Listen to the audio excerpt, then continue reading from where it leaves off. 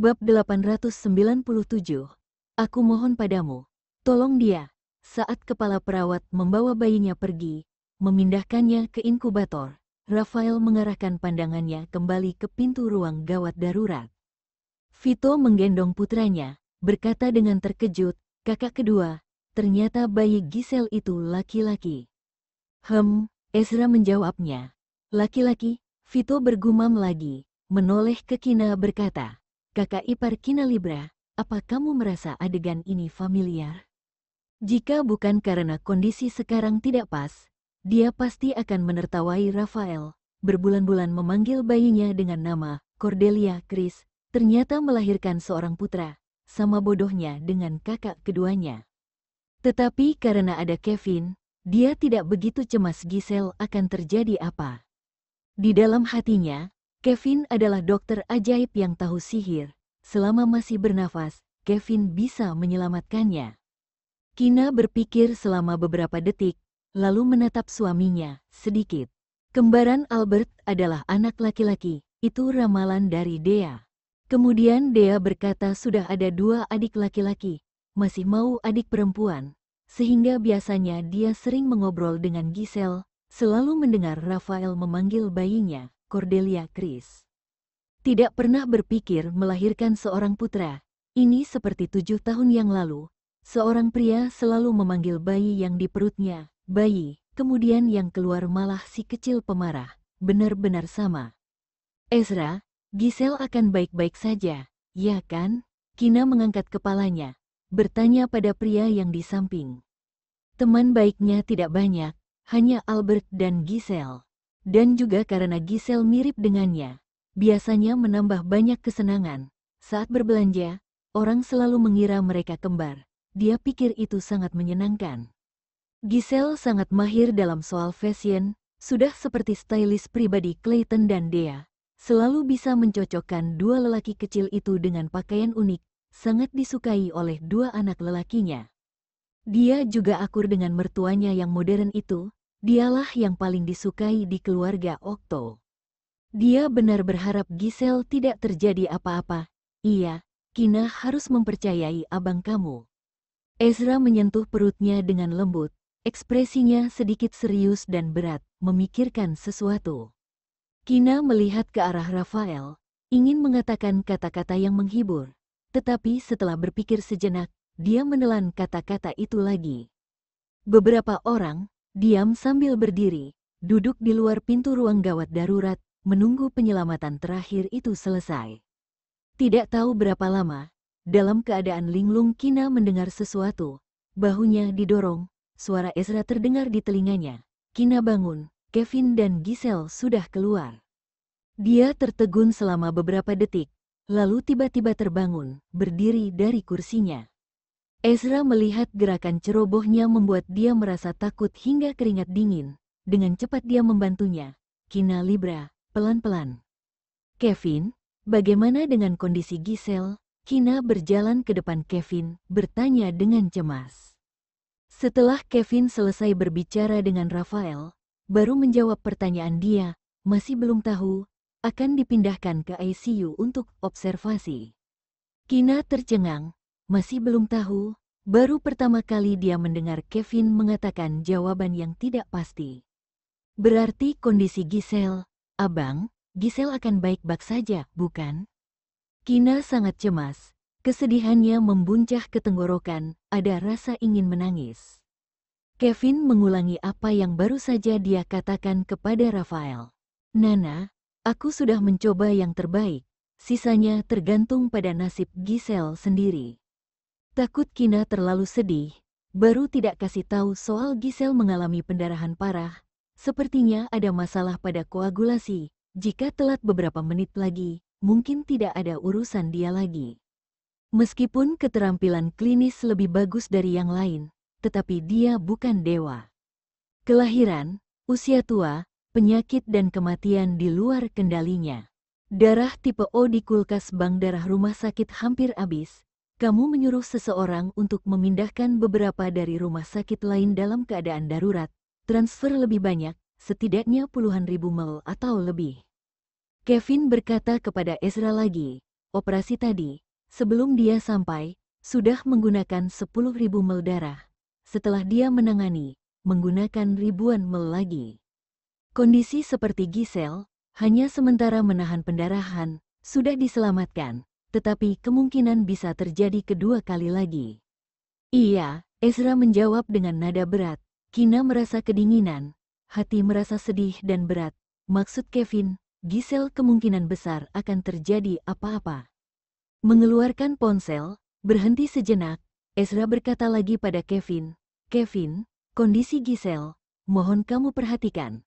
Aku pergi telepon meminta orang untuk memindahkan darah tipe 0 dari rumah sakit lain dalam keadaan darurat. Sekalian aku membawa Kina pergi beristirahat." Selesai berkata, dia membawa Kina pergi dari depan pintu ruang gawat darurat. Di depan ruang ICU, Rafael berdiri di sana, memegang kamera DSLR di tangannya. Rumah sakit memiliki perawat yang khusus mengambil foto bayi yang baru lahir, merekam momen kelahiran, menyimpannya untuk orang tua sebagai kenang-kenangan. Biasanya Gisela datang ke rumah sakit ini untuk pemeriksaan bersalin, bersama Kina datang untuk memeriksakan kehamilan, karena keduanya mirip, ditambah identitas Kina Libra. Banyak staf medis di rumah sakit sangat terkesan dengan Giselle. Ketika perawat menyerahkan kamera, dia mengatakan bahwa Giselle sepertinya ingin mengatakan sesuatu, tetapi dia tidak bisa berbicara, jadi dia menggunakan bahasa isyarat. Saat itu dokter melihat situasi Giselle sangat berbahaya. Mungkin ini adalah kata-kata terakhirnya. Dia meminta perawat untuk merekamnya dengan kamera. Setelah selesai operasi, memberikannya kepada Rafael. Setelah Rafael mengambil kamera, tetapi dia tidak berani menonton video yang di dalam. Dia takut Giselle memberitahu soal apabila kedepannya dia sudah tidak ada. Terpikir perkataan Kevin, padahal kemarin masih baik-baik saja. Rafael tiba-tiba merasa bahwa segala sesuatunya berbeda dalam semalam. Mengambil napas dalam-dalam, tetapi tetap tidak bisa menekan rasa sesak yang tidak nyaman di hati. Giselle menyukai dia, tetapi Rafael masih belum memberitahu dia. Dalam waktu kurang dari setengah tahun, Rafael sudah menyukai dia. Dulu masih belum memastikannya, makanya tidak mengatakan. Kemudian sudah memastikan, berpikir setelah melahirkan, baru memberi kejutan kepadanya. Tidak disangka, tiba-tiba terjadi perubahan ini. Beberapa hari ini dia sudah merencanakannya, akan bersama Giselle selamanya, yang dimiliki orang lain, yang dia tidak ada, akan dia berikan juga. "Kevin," Rafael berteriak dengan suara serak, duduk di kursi di sebelah Kevin dengan mata tertutup. Iya, cahaya di koridor menyilaukan. Kevin mengenakan penutup mata, menyandarkan kepalanya sedikit ke dinding. Aku mohon padamu, tolong dia, apa saja yang kamu mau akan aku berikan. Mata Rafael sedikit memerah. Setelah mengatakan ini, dia menyadari lebih dalam bahwa Gisela lebih penting daripada yang dia pikirkan. Tidak ada keluarga dia bisa mendirikannya lagi. Tetapi jika Giselle tidak ada, benar-benar hampa. Setelah beberapa detik kemudian, Kevin melepaskan penutup matanya, tersenyum, menatap ke arah Rafael dengan tajam. "Apakah kamu yakin, memberi aku semua yang aku inginkan?" Bab 898. Rahasia demi menyelamatkan nyawanya. Saat mendengar pertanyaan Kevin, Rafael merasa kalau pastinya Kevin punya cara untuk menyelamatkan Giselle.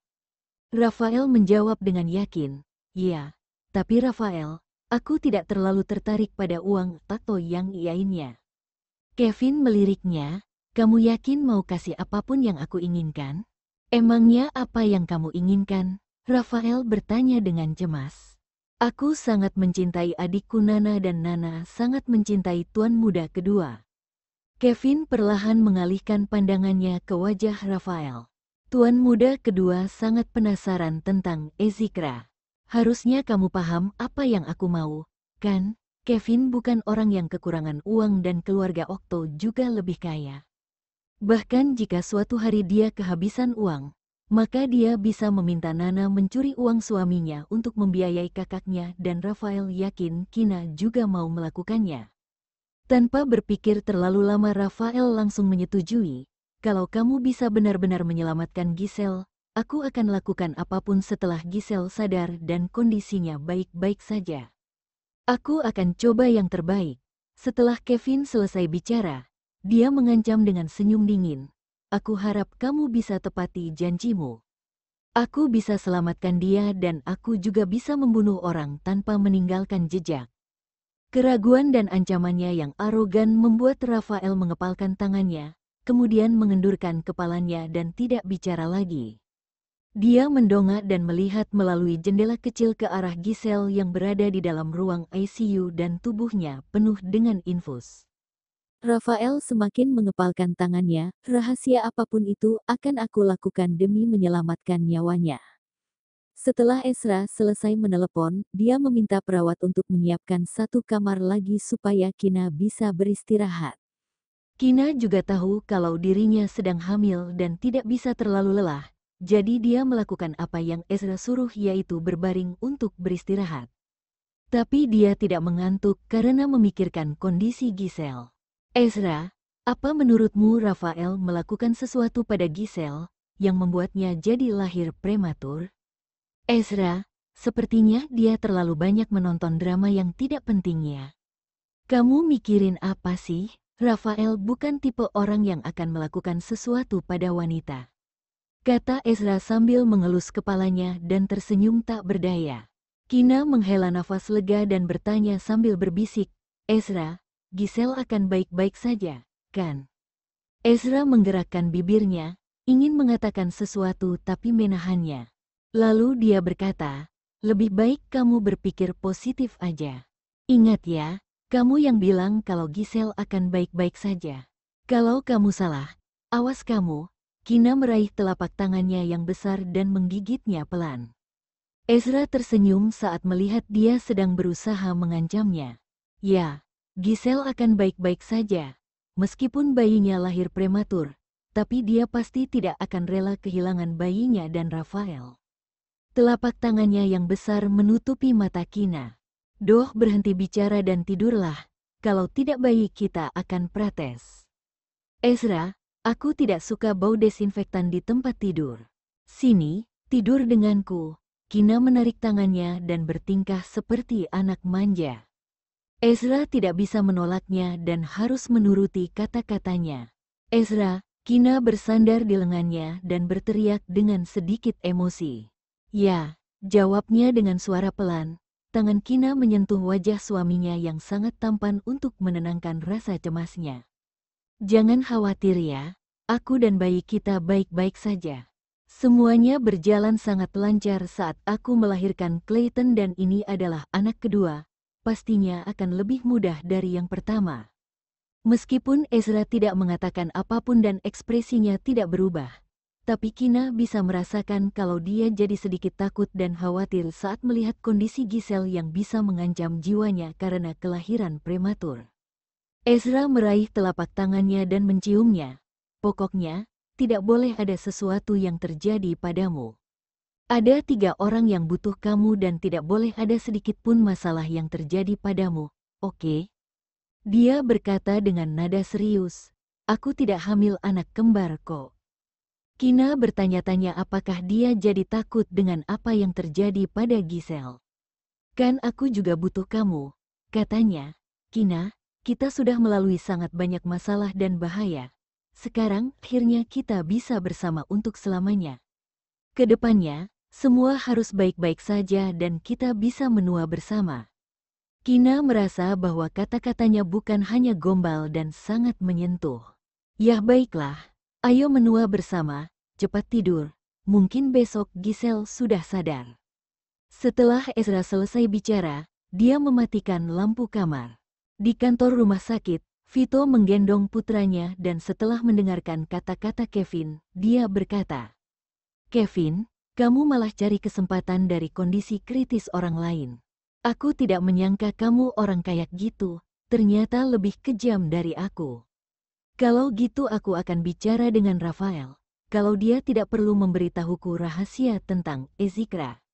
Kata Kevin sambil berdiri dari kursinya, jangan pergi.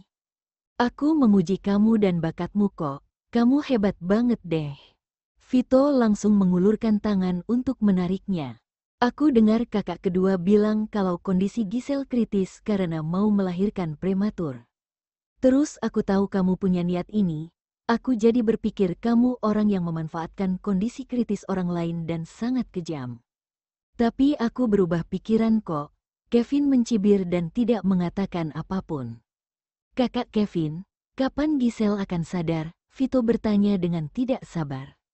Dikatakan bahwa kondisi Giselle untuk saat ini sedang stabil. Jika tidak terjadi sesuatu, maka dalam 2 hari Giselle bisa dipindahkan dari ruang ICU ke kamar biasa. Sudah hampir 2 tahun sejak Vito mengenal Rafael.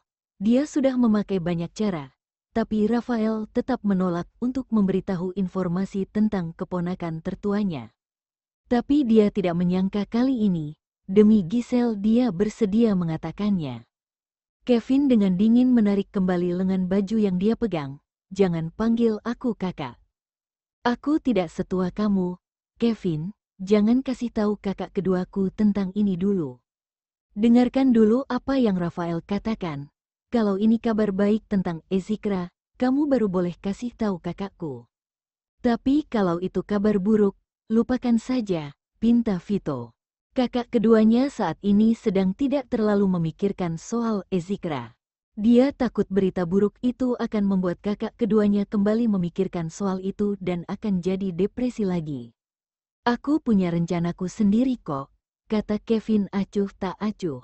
Jadi, kapan Giselle akan sadar? Vito membahas topik itu lagi. Kevin memakai penutup mata, melambaikan tangannya dan berkata, aku tidak tahu. Tolong bawa anakmu keluar. Aku mau tidur. Karena melihatnya seperti ini, Vito tidak mau bertanya lagi. Begitu dia meninggalkan kantor bersama putranya dengan kesal, dia menerima telepon dari Albert yang menanyakan Vito dan putranya ada di mana. Ketika Vito bertemu Albert, dia bertanya, "Mana anakku? Bukannya kamu lagi gendong putramu?" Albert pura-pura bodoh dan bertanya balik. "Aku bilang yang satunya lagi. Putra bungsumu yang berharga." Vito berlari mendekat dan mencium pipinya. Oh, dia ada di rumah bersama ibu dan ayah yang lagi nonton. Albert hampir tidak bisa menahan diri untuk menamparkan mulut Vito yang berani menciumnya di depan umum. Antar aku untuk lihat bayi Giselle. Sebelum datang ke rumah sakit, Vito sudah menceritakan secara detail tentang kondisi Giselle dan anaknya di telepon. Katanya bayi itu akan berada di inkubator selama beberapa hari. Albert juga mendengar kalau Kevin bilang tubuh Giselle terluka demi melahirkan bayi ini dan kedepannya dia tidak akan bisa mengandung bayi laki.